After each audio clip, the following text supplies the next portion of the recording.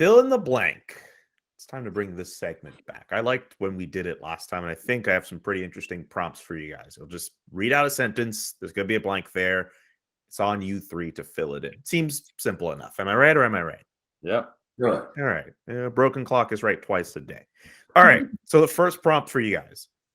The defensive prospect you are most excited to see is blank. Stu, who is it?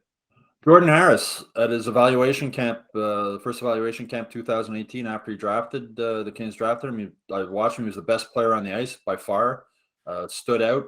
And now he's got 4 years of Northeastern University under his belt. I'm really looking forward to see how much more he's developed since then. Okay. What about you, Rick? Caden Gooley making the transition from junior, stepping right in and being a really, really good player for the Canadiens on the blue line. So all the tools, character kid, fits the mold perfectly for the Montreal Canadiens. Really looking forward to see this kid play.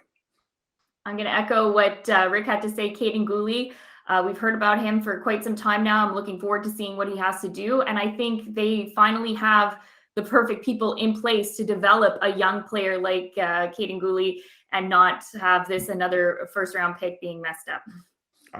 Also, good on you guys for picking players who have not played full-time NHL minutes yet. I would have totally accepted Justin Barron, who is still very young into his NHL career, just showing us essentially just a piece of what he could show for the future with the Montreal Canadiens. But good answers nonetheless. And we'll keep the order here for future questions for Stu, then Rick, then Jess.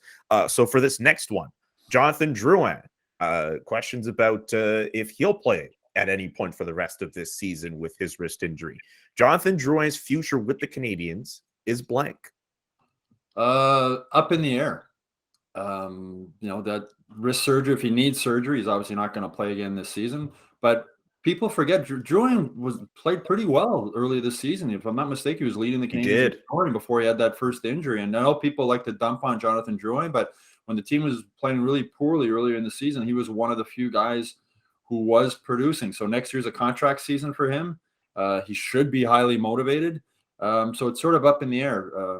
He's going to be here next year. I don't think they can. I can't imagine they being able to trade him, especially now that he's injured. So it's up in the air, I would say. And a really tough start right from the get-go for Jonathan. And then you throw all the injuries that came in.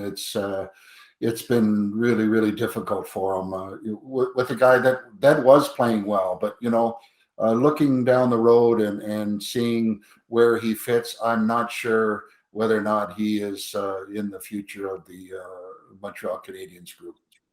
So the actual phrase you would use for that, Jonathan Drouin's future with the Canadiens is? Questionable at best. I like that. What about you, Jess?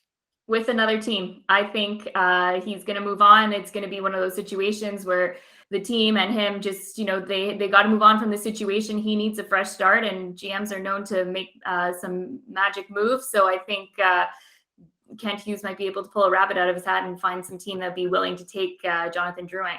I don't think they'll be able to trade him during the offseason because of the surgery and the question marks up in the air. But I can see, Jess, the best case scenario for Drouin and the Canadiens is he plays really well next season. And at the trade deadline next year, they can move him and get something for him. I think that would be a good all-around scenario for everybody here. Also, if the Canadiens clear enough salary and they're not hugging the cap too much, maybe buying out Jonathan Drouin and letting that count for $1.8 million over the next 2 years. I don't know if that's the best option, but it is an option for the Montreal Canadiens if they want to go there. For the next one, Cole Caufield will end the season. There's actually 2 blanks here. I know I've written it down as kind of one, but there's technically 2 blanks here. Cole Caufield will end the season with blank goals and blank assists. At the time we're taping this, there's 15 games left. He's got 14 goals, 19 assists. So I'm going to say he's going to hit 20 goals and 25 assists. Okay, I like that. Yeah, I'm with you on that one. With the 15 games left, he's going to hit the 20-goal mark, and I'm going to say he'll get the 30 assists, without a problem. Okay. I say 25 goals and 30 assists for Cole Caufield. Whoa. I think 25. Yes. Holy, that's a lot of goals in the 15 games. Can you imagine at the start of the season if you had said Cole Caufield's going to score 25 goals as a rookie? You go, wow, that's that'd be a good rookie season. He's going to score 25 after having 1 goal in his first 30 games. I mean, there's so many remarkable things that have happened since Marty St. Louis took over, and nothing more remarkable than the turnaround of Cole Caufield. But yeah, Jess, you were saying Cole Caufield, like, yeah, like he's been on fire these last how many games? Like he had a 4-game goal streak at one point. Yeah, exactly. I don't know. I just feel like he's just going to end the year really, really hot. And let's face it, in the final stretch here, the teams that they'll be playing against that are playoff bound, they're gearing up for playoff hockey. So it's going to be, tough to say the least on, anybody that they're up against as far as, doing or playing the game they like to play. So really difficult time of year to score goals as everybody is trying to prepare themselves for the real season of the playoffs. Well, Brendan Gallagher nailed it when he said Cole Caufield's swagger is back. And I think back to that Toronto game when he scored and the way he celebrated. He saw some guy in the first row wearing a Leaf shirt and he went right up and on the glass while the Leafs fan was giving him the thumbs down. I thought for a 21-year-old kid to have that swagger, that was pretty cool to see. One final one for you guys. Jeff Petry will be playing for blank next season. Detroit. His family's in Michigan. That's where he's from. His dad used to pitch for the Tigers. His family's in Michigan. Detroit has cap room. I think it would be a good fit all around. But again, the fact that Petry obviously doesn't want to be here. His wife doesn't want to be here even more. It makes it tougher for Kent Hughes from a negotiating standpoint.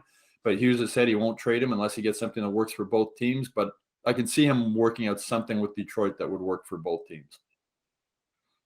I'm going to go with Dallas or LA. I mean, he's obviously at 6.2 million is a big issue. So it's going to depend on, what's out there as far as cap space goes. But I'll throw those two teams in there just for argument. I'm going to say Montreal. I don't think anyone is going to be all that interested in him. He still has 3 more years left on that contract, making 6.25. He's not playing that well right now. Teams know that he wants out of Montreal. So I don't think that Kent Hughes is going to find a situation that's favorable for the Montreal Canadiens to trade him. You might be right, Jess, because obviously Petry wasn't happy with Dominic Ducharme's coach. He never tried to hide that. His wife wasn't happy with the COVID-19 restrictions in Quebec. Depending on what happens with COVID moving forward, I mean, hopefully we're beyond COVID, or at least it's a lot better situation when next season starts. A lot more freedom. That might make his wife more happy. Marty St. Louis coaching might make Jeff Petry more happy. And as Kent Hughes said, he's not going to trade him just because Jeff Petry doesn't want to be here. He's only going to trade him if he gets something that works for both teams. So you could be right, Jess. All right. You have to be careful. I was going to say, you have to be careful in your dressing room too. I know he's not a bad character guy, but you don't want any type of negativity. And if somebody is outspoken to the point where, he says he really doesn't want to be part of the Montreal Canadiens, I don't think it's a healthy situation to keep those guys around. So they're going to have to really think hard and find ways to accommodate them so they can get anything that's on the negative feel out of that dressing room, because they've got more positive than negative right now. That'll do for this bonus video. Check out our full episode on YouTube or at hockeyinsideout.com. Subscribe to the YouTube page, of course, and subscribe to the Hockey Inside Out newsletter, montrealgazette.com/newsletters.